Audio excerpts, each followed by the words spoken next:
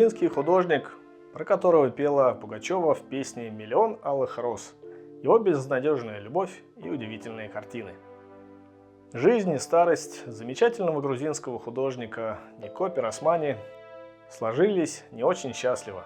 Он часто страдал даже не от бедности, а от вопиющей нищеты, а умер голодной смертью в сыром подвале, словно бы и не был настоящим творцом, а каким-нибудь бомжом, лентяем и алкоголиком.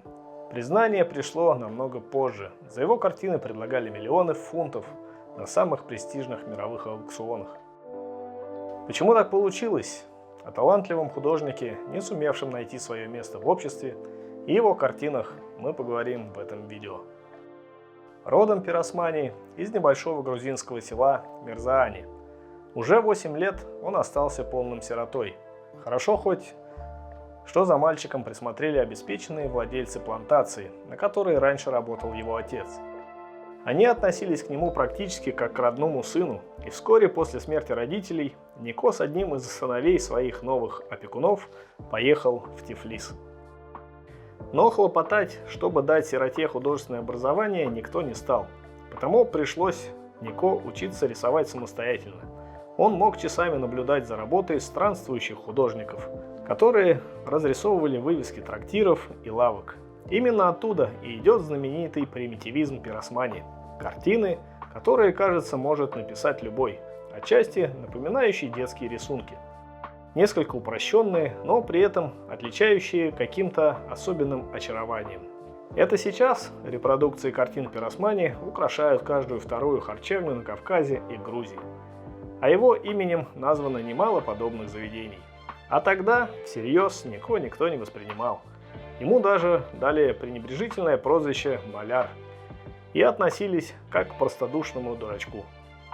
Он патологически не умел торговаться и вообще иметь дело с деньгами. Они у него буквально уплывали из рук.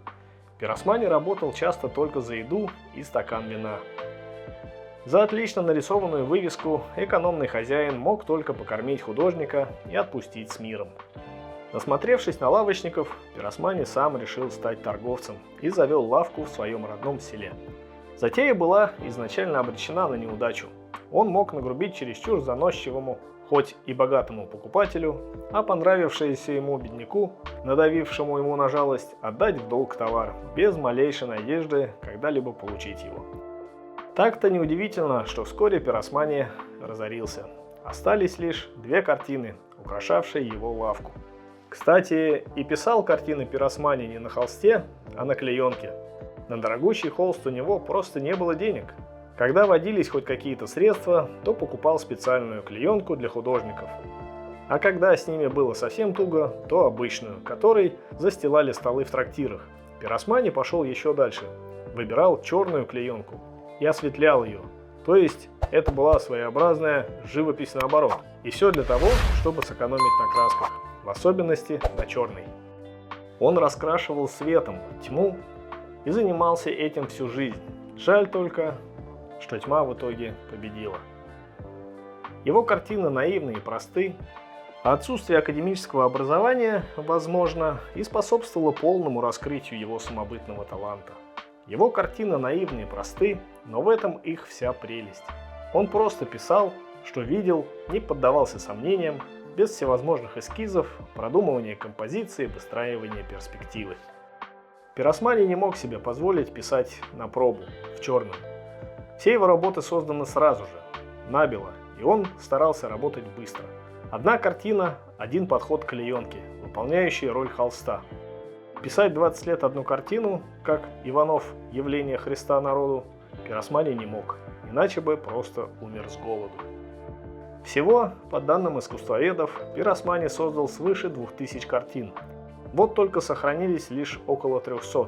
Почти все его росписи в тавернах были уничтожены.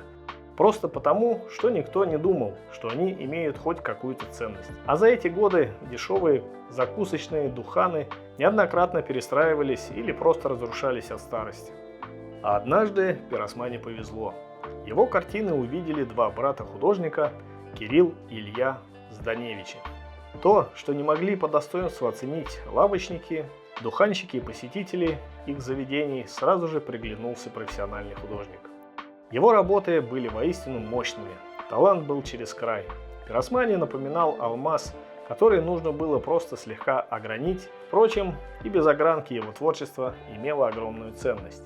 Потому его сразу же стали искать, расспрашивать всех местных и, наконец, нашли. А в 1913 году Илья Зданевич писал статью «Художник-самородок», и о Пиросмани заговорили. Состоялась выставка его картин в Москве, он стал своим в обществе художников в Тбилиси. Но это нисколько не улучшило его финансового положения. Признание нисколько не изменило его образ жизни. Нужда, голод, ночлег, где придется, вплоть до самых грязных и сырых подвалов. Ему не удалось завести семью, построить дом, а за его картины по-прежнему платили гроши. Возможно, дело в неумении Пиросмани ценить деньги и распоряжаться ими хоть с малейшей долей разумности. Он был истинным романтиком и творцом, а его поведение характеризует один эпизод из жизни, о котором впоследствии и пела Алла Пугачева в своей знаменитой песне «Миллион алых роз». Пиросмани как-то увидел выступление актрисы Маргариты де Севр и безнадежно влюбился в нее. На свой день рождения он на все свои деньги купил огромное количество цветов. Вряд ли миллион алых роз, тем более, что миллион – это четное число, но их хватило, чтобы завалить весь номер, гостившей в Тбилиси актрисы. Но ей Пиросмани не приглянулся совершенно. Худой, изможденный, с репутацией человека не от мира сего, не умеющий распоряжаться деньгами и очень бедный. Пусть и безумно влюбленный и талантливый. Маргарита ему отказала. И вряд ли бы сейчас кто-нибудь вспомнил о ней, не будь она возлюбленной Пиросмани, и не напиши он ее портрет. Живя в городе, Пиросмани очень тосковал по своей деревне и вольготной жизни. Даже ходил на рынок и приобретал там обычную зеленую траву для корма скота, чтобы спать на ней ночью и тем самым чувствовать себя как дома. Так-то печальный конец Пиросмани во многом был предопределен. Но нельзя подходить к творчеству и жизни художника только с понятиями социальной успешности, наличия заказов, дома и семьи. Пиросмани завидовал даже сам Пикассо.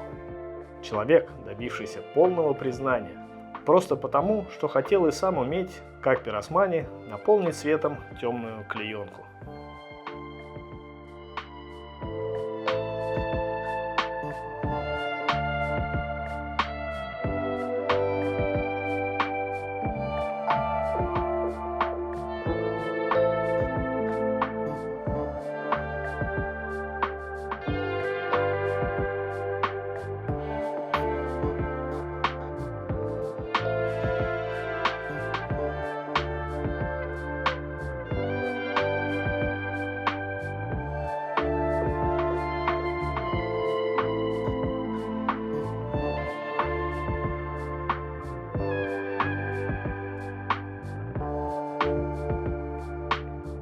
Спасибо, что досмотрели видео до конца.